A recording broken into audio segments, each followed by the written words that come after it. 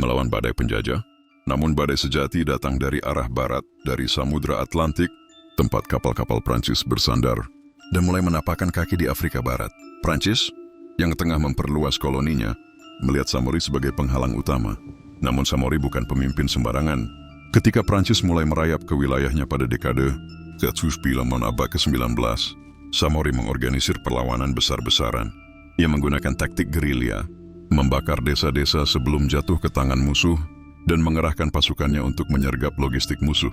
Ia bukan hanya ahli pedang dan senjata, tapi juga ahli pena. Ia mengirim surat diplomatik ke Inggris, Maroko, bahkan ke Kekaisaran Ottoman untuk mencari sekutu. Ia juga mengembangkan perdagangan senjata dengan pedagang Arab dan Eropa demi memperkuat tentaranya. Bab 5, Perang 30 tahun.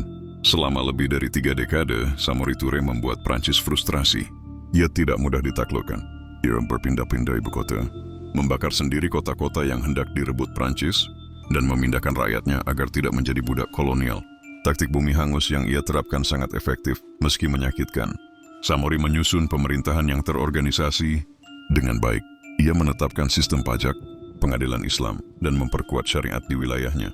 Ia dikenal sebagai pemimpin yang tegas, adil, dan penuh semangat jihad, namun juga bersedia bernegosiasi jika demi kepentingan rakyatnya. Bab 6, Akhir Sang Singa. Namun kekuatan besar dunia sedang bergerak. Ketika Prancis mengirim puluhan ribu tentara tambahan, dilengkapi senapan modern dan meriam berat, Samori mulai kehabisan sumber daya. Meskipun tetap melawan, pasukannya semakin terdesak. Pada tahun 1898, Samori akhirnya ditangkap di dekat perbatasan Pantai Gading oleh pasukan Prancis. Ia tidak menangis, ia tidak meminta ampun. Dengan sorot mata yang dingin, ia berkata kepada penangkapnya, "Kalian bisa menawan tubuhku tapi tidak semangatku." Prancis membuangnya ke Gabon di pedalaman Afrika Tengah, jauh dari negerinya, jauh dari rakyatnya. Di tempat asing dan sunyi itu, Samori Touré wafat pada tahun 1900 sebagai tawanan. Namun dalam hati rakyat Manding, ia tetap hidup sebagai pahlawan dan raja terakhir yang melawan penjajah. Warisan Samori Touré mendirikan Kekaisaran Wasulu yang stabil dan berdaulat, menjadi simbol utama perlawanan anti-kolonial di Afrika Barat, menerapkan sistem pemerintahan Islam yang terorganisasi, termasuk pengadilan syariah, pajak, dan pendidikan, menunda ekspansi kolonial Prancis selama puluhan tahun, menjadi kakek dari Sékou Touré, presiden pertama Guinea yang memproklamasikan kemerdekaan dari Prancis pada abad ke-20.